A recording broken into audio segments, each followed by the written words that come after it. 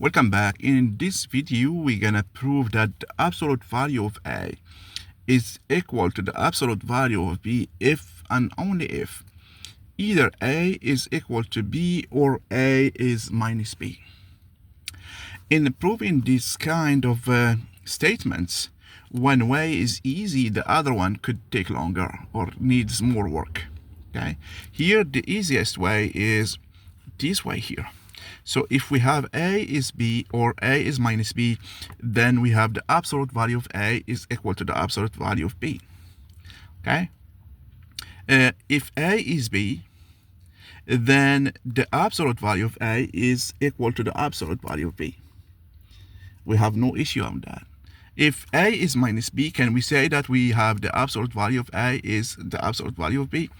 The only thing that we face here is that if we take the absolute value of A and we know that can we have the minus absolute value of B and say that the absolute value of A is equal to the absolute value of B?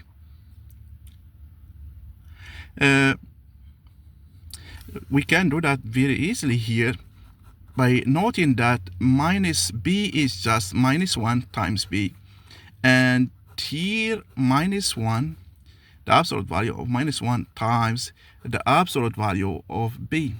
Since we know that the absolute value of A times B is the absolute value of A times the absolute value of B.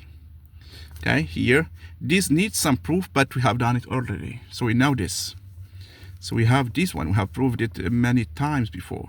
Okay, so here absolute value of minus 1 is just 1, and therefore we have the absolute value of A and is equal to the absolute value of B, and therefore if we have A is minus B, we have the absolute value of A is equal to the absolute value of B. Okay, this is a very simplified proof. Okay, but if we want to prove the other way, if we have A, the absolute value of A is equal to the absolute value of B, we need to arrive at this result here. Okay, so therefore we're gonna treat many cases. Okay, so the first case that we have is that both A and B are positive. Okay, if A and B are, so we're gonna start from here, and we have to arrive here. If A is positive, then the absolute value, so this is given to us, the absolute value of A is equal to the absolute value of B. But since A is positive, its absolute value is A, and B is positive, its value is B, absolute value is B. Therefore we have A is equal to B. Next, if A is positive and B is negative, therefore the absolute value of A equal the absolute value of B. Here we have the absolute value of A is A, and the absolute value of B is what? Is minus B, because B is negative.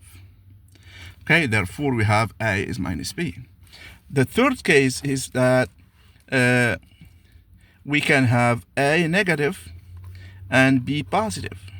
Okay, so in this case we have A, the absolute value of A, equal the absolute value of B. Here the absolute value of A is minus A, and the absolute value of B is B, since B is positive. Therefore, if we multiply by minus 1, we get A is minus B. So here and here. And the last case is when we have both A is negative and B is negative, and we have the absolute value of A is equal to the absolute value of B. In this case, we have the absolute value of A is minus A, since A is negative, and the absolute value of B is minus B. So if we multiply by minus 1 both sides, we get A equal B.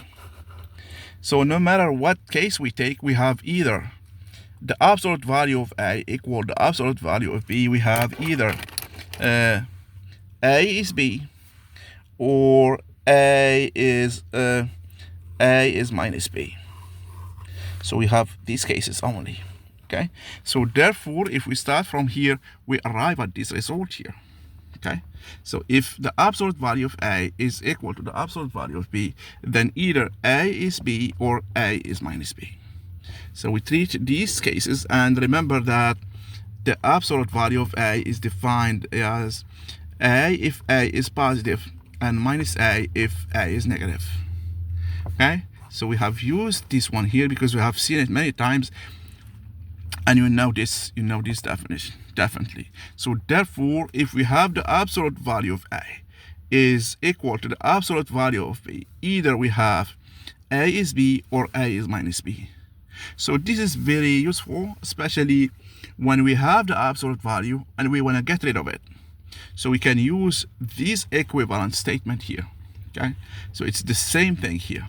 Sometimes working with the absolute value can make it can make the solution or the problem longer. Okay, but working with just these statements will make it very easy.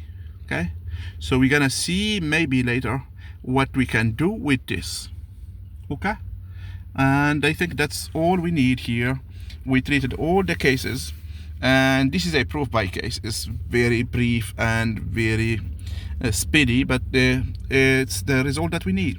If you see any errors or mistakes, please let me know. Thank you very much.